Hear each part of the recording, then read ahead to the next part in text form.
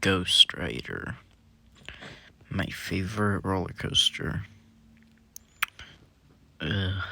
Yeah, this is actually the ride that made me overcome my fear of roller coasters, and it's one of my first big roller coasters, actually. Yeah, and I'll tell you the story. So, how I overcame my fear of roller coasters by this ride, like I've said already, and that was when on June 5th, I had to go on this ride because I was pressured to, and then and when we were in the front of, in the station after that, really long wait time, I saw that I only had lap bars, and that scared me.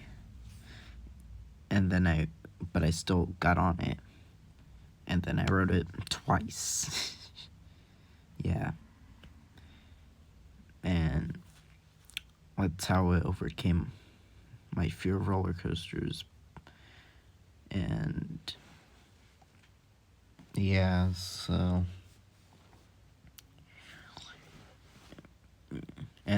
and before that, I remember being scared, especially scared of Silver Bullet and Hang Time. But I thought to myself, nothing scared me more than Ghostrider. And I was just dragged on this ride. I ran it 2 times, front and back. Back row delivers a more intense experience, but today we're going to get into the pros and cons of Ghostrider, and we're about to go into the first pro, and that is the lap bar. The lap bar can be comfortable sometimes, not all the time, but sometimes it can be comfortable. They allow you to get airtime, and they really don't restrict you that much. The seatbelts, I think, are more restricting than the lap bar. The only problem I have with the lap bar is that it comes down too quickly, and I don't even have time to put on my seatbelt. It's still really comfortable restraint, but yeah, as long as it allows me to get airtime and causes no pain, I'm fine with it. Con number 1 is the first turnaround.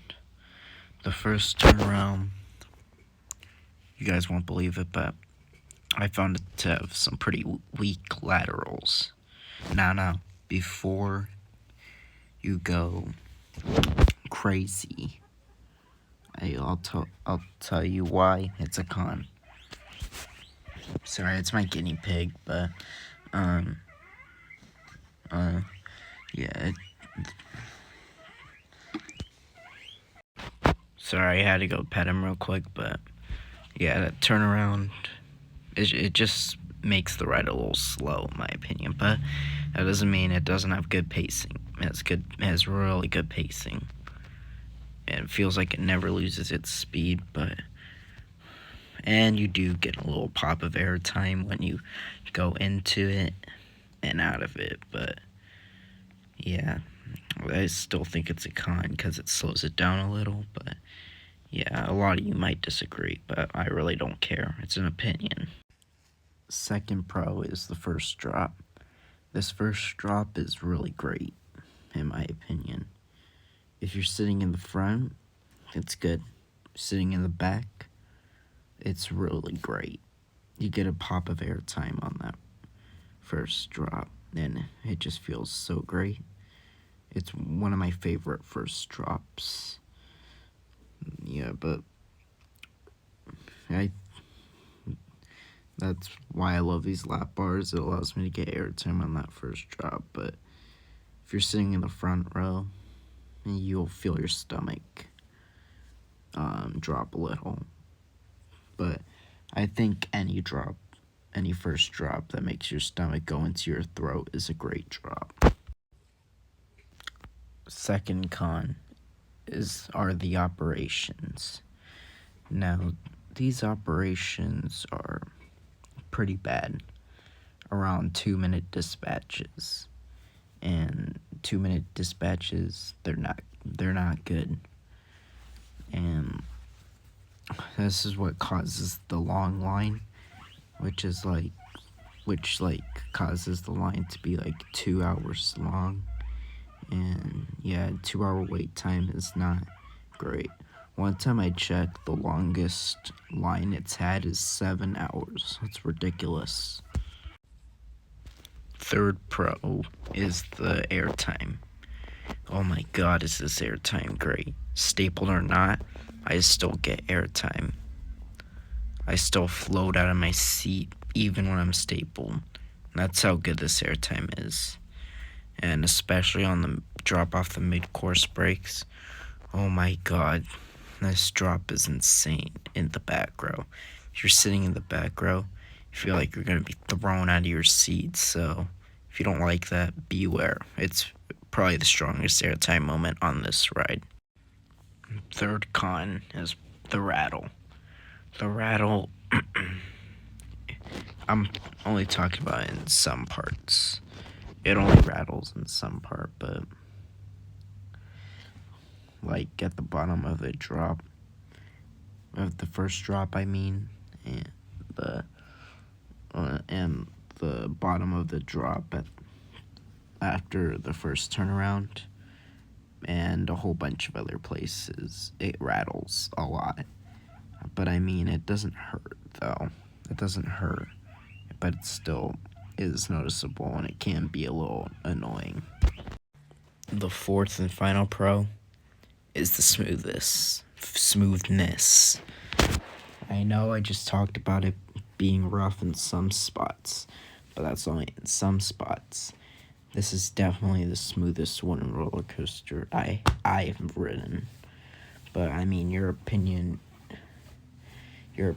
could be different. I respect that, but yeah, it's pretty smooth. But aside from the rattle, obviously, it can be pretty smooth sometimes. Depends on what row you sit. If you sit in the front, you get a smoother ride. Sit in the back, well, the train's gonna rattle, and it will be pretty rough. But back rows on this ride is superior, so you have to try it in the back row. Fourth and final con is the wait times. These wait times are excruciatingly painful, and if you had to wait in that 7-hour wait time I was talking about, I'm so sorry for you. That's like school. That's like my whole school time. But yeah, I'm sorry if you had to wait in that 7-hour line. From what I've read, I don't know if it's true or not, but I mean, yeah, I'm sorry for you. And even if you have to wait in that 2-hour line, I still feel very sorry for you. Now that does it for the pros and cons for Ghostrider video. Yeah, even if there are pros and cons to this ride is still a great ride and one of the best wooden roller coasters in the world. It ranks up there with Ghostrider, The Voyage, and El Toro. But man, I haven't ridden Voyage or El Toro, so I can't really say. But from what I've heard, this is one of the best wooden roller coasters in the world. So if you have the chance to ride it, and I want to get on El Toro to check that out in the Voyage. But for now, Ghostrider will remain my favorite roller coaster for now. We'll see in the future if my opinion changes. Anyway, this is Nico the Ghostrider, and I'll see you guys later. Bye.